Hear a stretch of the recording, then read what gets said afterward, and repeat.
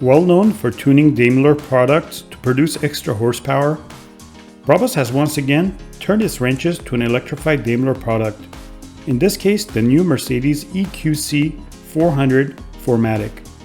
The changes add some aggressive style tweaks and performance numbers, similar to what BRABUS did to the smart EQ42 Cabrio when it turned it into the BRABUS Ultimate E. As for powertrain, BRABUS E-PowerXtra Performance Pack upgrades the EQC's standard 402 horsepower to 422 horsepower and 561 foot-pounds of torque to 612 foot-pounds of torque.